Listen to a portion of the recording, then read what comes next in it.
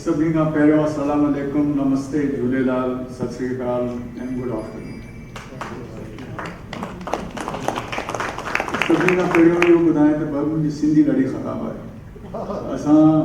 मां 5 साल जो हुउसि जॾहिं पार्टीशन थी, you can guess my age. त जॾहिं असांजी फैमिली वई, मां ठटे में पैदा थियुसि ऐं सखर मां असांजी फैमिली जिते मुंहिंजा फादर जज हुया, उहे असां छॾे हिंदुस्तान आयासीं। जॾहिं हिंदुस्तान आयासीं त मां कॾहिं सोचां थो त भई असांजी फैमिली पेरेंट्स जेके हुया उन्हनि जी हयाती छा हुई। They came not to India, they came to a foreign land. They were Muhajirs of the first order. उन्हनि जी जेका प्रायोरिटी हुई त भई हाणे ॿारनि खे असां कीअं हिते इस्टेब्लिश कयूं। त पहिरियों कमु त उन्हनि इहो कयो त भई असांखे जंहिं प्रोविंस में प्रशांत या देश स्टेट में असीं वियासीं उतां जी वही ॿोली असीं सिखूं। मुंहिंजो नंढो भाउ आहे, उहो कलकत्ते रहंदो आहे, घर में बंगाली ॻाल्हाईंदो आहे। My other brother is in Bombay ऐं उहो मराठी ॻाल्हाईंदा आहिनि। मुंहिंजो पुटु जेको हिते आहे हाणे बैंक वियो आहे, असीं चंडीगढ़ में काफ़ी साल असां हुते हुयासीं त उहो पंजाबी ॻाल्हाईंदो आहे। Now you can call us a global city or a lost generation, and we are maybe both. त मुंहिंजी सिंधी एॾी सुठी कोन्हे जो मां तकरीर करे सघां।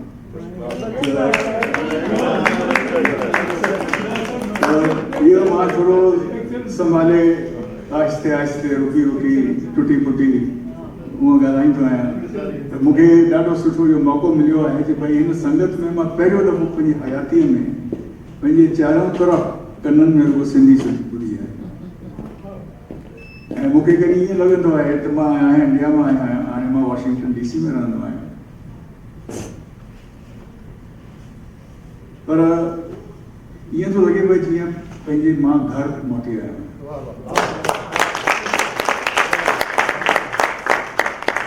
So what I want to say, with your apologies to you, I'll speak in English. And with that, first of all, I have to offer you a bigger apology than Sai Makbul Halipota Sahab get. I am not a historian, I am few degrees lower than you in terms of my knowledge of history. I am a mechanical engineer by training, then I went into industrial management, now I am a professor of business school.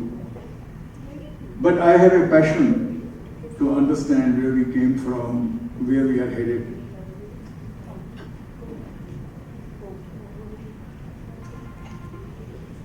Islam Khatri Sahab quoted E.H. Carr in history, and I am reminded of a quotation in history by, I think, Aldous Huxley, who said that, no, it is not Aldous Huxley, whosoever said that if you do not remember your history, you are condemned to repeat it.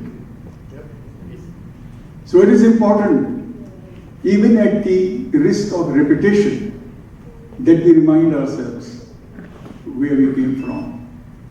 Only then we understand where we are headed. I also want to say to you how fortunate I consider myself to be in this gathering. And I am here because of Sai Mushtaq Rajpal. He introduced me to Sana. And the other motivation, unbeknown to Makbul Halipota Sahib, is that I heard your speech. I heard you speak, which was shared by Mushtaq, when you spoke about Mohenjo-daro. And I remember you saying that in that speech. And you pointed out that 5,000 years ago, contemporary civilizations of Indus Valley, the Egyptian and Roman and the Greek, were built on the concept of gods. Mohenjo-daro, in contrast, was egalitarian society where there was no god or a king, no divinity or royalty. The concept of mazhab or one's faith was secondary. if any. I think we need to remind ourselves of that fact of our roots, of where we come from, and those roots are inseparable, no matter where we are. And it's very interesting that Aldous Huxley, the philosopher, was so impressed by the peaceful character of Mohenjo-daro that he wrote, and I quote, "The civilization of Indus Valley was as elaborate as those of Sumer and Egypt, but it was a civilization that knew nothing of war." And he says, "No weapons have been found in the buried cities, nor are any traces of fortification. This fact is of the highest significance. It proves that it is possible for men to enjoy the advantages of a complex urban civilization without having to pay for them by periodical mass murders. Civilizations can exist that way, and they did, and they do not.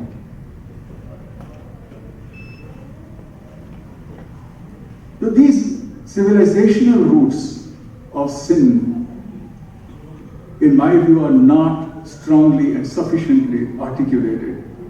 They are not repeated as often as we want. And we heard in the morning that they say that, you should not be looking only at the 5,000 years old. You must now be looking at the future.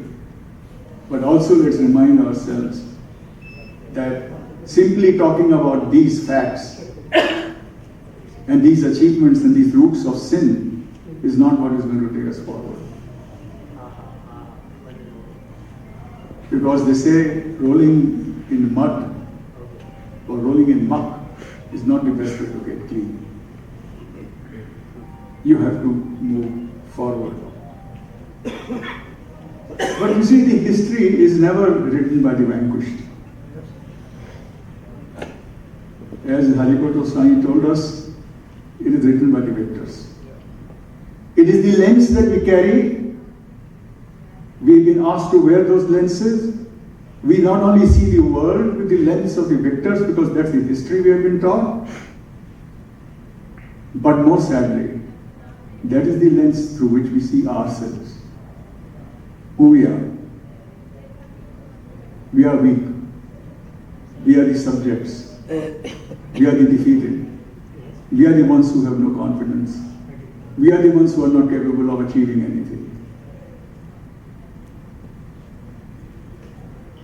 I remember still generation that tells me, because my first job was in Calcutta, now called Kolkata, and where they remember going to the Bengal Club, where there was a sign that said, "Indians and dogs not allowed."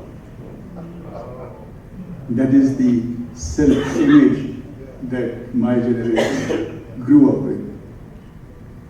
So it is time to revisit. And we cannot revisit history without a sense of self-confidence and a sense of self-worth. British historians and administrators documented the subcontinent's histories in ways that justified the colonial rule. They are the ones who told us that they brought us the education. They are the ones who told us they brought us the communication, the technology, and all the great things that have happened in the lives of that subcontinent were supposedly attributed to the British. It is only now that there is confidence that there are speakers now going to the Oxford Students' Union, looking into the eyes of the audience and saying to them that a civilization or an economy which was almost a quarter of the world's GDP was reduced to less than 2% thanks to you. That courage would not come if you do not have the wisdom or the courage or the knowledge to revisit your own past and start removing that lens and bringing the one that actually puts you in the center of the developments. The legend of Dahir Sen in Sindh too is a tale of bravery, of resistance and tragic heroism. It underscores the historical significance of his reign and the dramatic changes that followed his defeat. I belong to a generation where I met some of the people who knew the leaders of Sindh. My wife was there, Shireen. Her father was the classmate of Lal Krishna Advani and K.R. Malkani. So I met them at their homes in the past. And Ram Jethmalani, whom I had the privilege of interviewing once, he wrote a foreword in 1984 to K.R. Malkani's book, The Story of Sindh. And he says, he is not sure that Raja Dahir invokes respect or admiration in the minds of the Sindhis. It must be said, however, that the great Sindhi writer, Jaim Saeed, who has been quoted a lot here, in his book, Sindhua Ja Sanja, has protested against the Pakistan government's attempting to project Muhammad bin Qasim as a hero and savior of Sindh. He deprecates that ports, hotels, libraries, and colleges should be renamed after him. He calls him an Arab colonizer of Sindh. Poignantly, he draws attention to the silence of the Pakistan historians. It is as if we are afflicted with Stockholm Syndrome, a theory that attempts to explain why victims may develop a psychological bond with their captors. There's an interesting episode too in K.R. Malkani's book when during Jaim Saeed's visit to Delhi in July 1987, Anand Hingorani said to him in good humor, "I have come to protest," he said to Saeed Saab. "I've come to protest. You have moved the resolution in favor of Pakistan in the Sindh Assembly." And he said to him, "You are responsible for our leaving Sindh." Sayyid replied, "I plead guilty. But even a murderer gets only 20 years. I have only suffered 22 years." On a personal note, there was a time when I was able to go to Iran. And on one of the visits to Iran on United Nations delegation on World Intellectual Property Organization, a minister under then President Mohammad Khatami engaged in a dialogue with us. And over subsequent visits, when I got to know him a little better, he took me to a private dinner. And there, the minister, Masood Shafi, opened a book and started reading to me. The book was by Hafiz. And he read to me the poetry of Hafiz and explained to me his deep meaning, the Sufism and the nuances. He read in Farsi and explained to me in English. I was taken aback. And I told him, because I was friendly enough with him, and I said, "I cannot get my head around the fact that you are sitting here alone with me and reading Hafiz. You should be talking to me about Quran and its nuances. Under Ayatollahs, how can you talk to me about Sufi poems?" And he replied, which left a deep impression on me. And he said, "We may be Muslims, but we are not Arabs. Wow. Our culture has not changed since those invasions." And I still, as I recall those words, I continue to be taken aback by how indelible a culture is. But its indelibility is protected by people. That he speaks to me about Persian culture and not the regime under which he is a minister. And I think there's a lesson and a message. So the need to articulate the message of our strengths, our values, and our roots is stronger today. Because we are witness to the growing political power on the grounds of differences, which are often contrived and cultivated, based on intolerance, anger, and hate. These forces are not just in India or Pakistan. The absolutism and exceptionalism, the otherization, making groups of people seem different on attributes, on what they wear, what they eat, what they look like, what language they speak, their gender, and who they offer their prayers to, are on the rise everywhere, including in Europe and in America. And therefore the responsibility, and therefore the need to articulation, therefore the need to redefine the narrative of history is stronger today than it is. But it does not have to be like this. And it was not always like this. And I would argue that there are places where this is not so. If you drive past the embassies in Washington, D.C. on Massachusetts Avenue, you will come across an address at 2012 Massachusetts Avenue. And that's an Indonesian embassy. And I want to remind that Indonesia is majority and probably the largest Muslim country, with population of 280 million, of which over 87% are Muslims, and barely 1.7% are Hindus. You go past the embassies in Massachusetts Avenue in Washington, D.C., and you will see the statue of Winston Churchill outside British Embassy.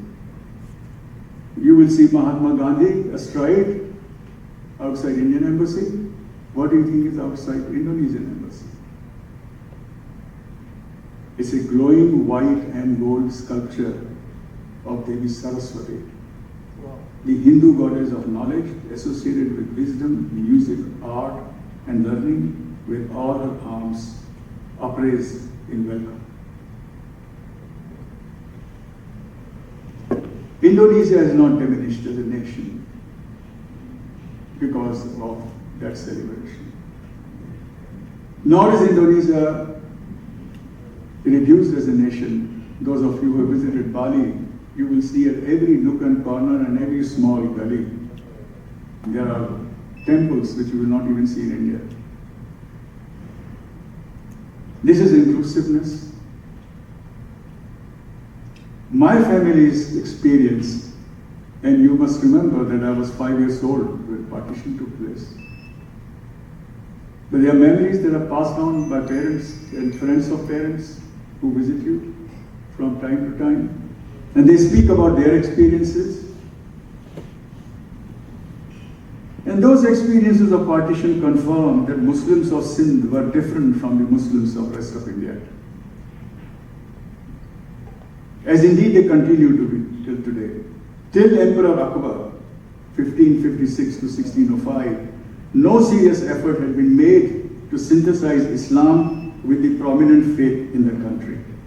Akbar was trying to do what Guru Nanak, 1469 to 1539, had started sometime earlier. They were the two great apostles of Indian integration in the 16th century. Akbar was born in Sindh. And it is not a matter of significance that almost every Sindhi Hindu is a follower of Guru Nanak. The lesson of recent history is sobering, and it merits recall. 1971, the breakup of Pakistan showed that a people's identity cannot be prevented by the bond of religion.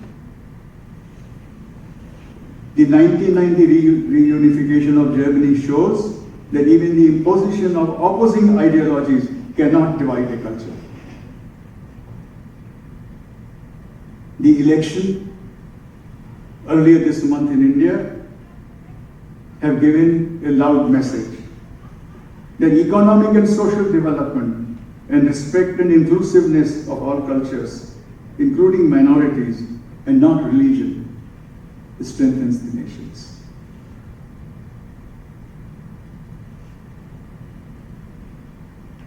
I would argue that the values of egalitarianism and tolerance and understanding are ingrained into the legacy of Sindh.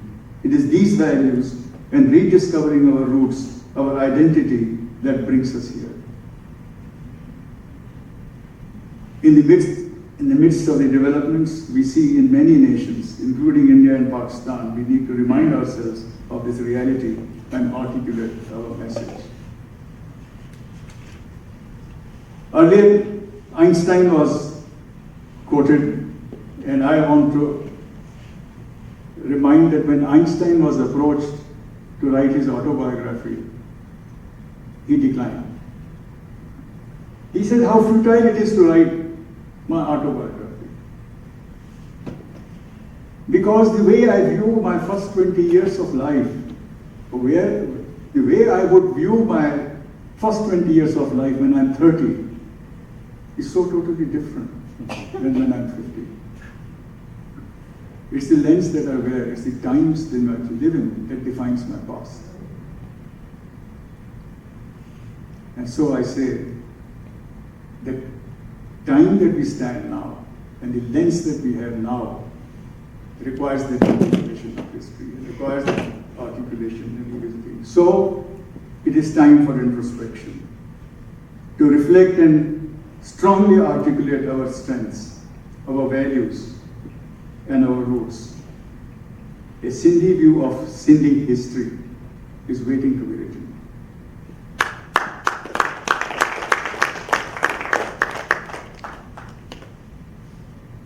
My generation will soon vanish. And I would urge those much younger, and I dare say there's everyone younger than me, I would argue that take the memory that we have and engage ourselves in the project which will actually give us a Sindhi version of Sindhi history. But you know, all changes require champions. And I'm so feel gifted that I'm sitting in the midst of some of those champions here. We need champions to carry the message across and make people believe that not only it is within our reach to redefine our identity and of togetherness, but that without it, we are not going to be able to preserve and celebrate and share our common heritage. The freedom movement had champions, but the champions wouldn't have gotten anywhere if they did not have singers and poets and writers to carry the message. The freedom movement needed a Tagore and an Iqbal, and that is also required by us. Separately, and there is no time to do that, but I have also written 6 or 7 major areas where I think we should now take initiative to redefine our action, to revisit our history. Those interested, I will share with you. But before that, with due respect to time, I wish I could also cite and sing, maybe one day I will learn Mushtaq, that's on the agenda of Shah Abdul Latif, but I am not able to do that. But I will end by reciting 2 couplets written by Munawwar Rana, who arguably has written the longest nazm in Urdu.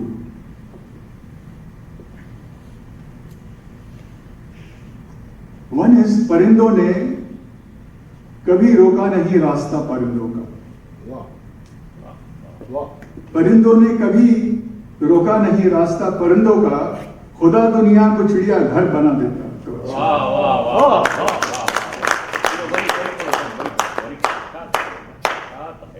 और दूसरा, and the last one, तुमने घर छोड़ा चलो, तुम तो मुहाजिर हो. तुमने तो घर छोड़ा चलो, तुम मुहाजिर हो गए. हम यहाँ जाहिर रहे और गैर हाजिर हो.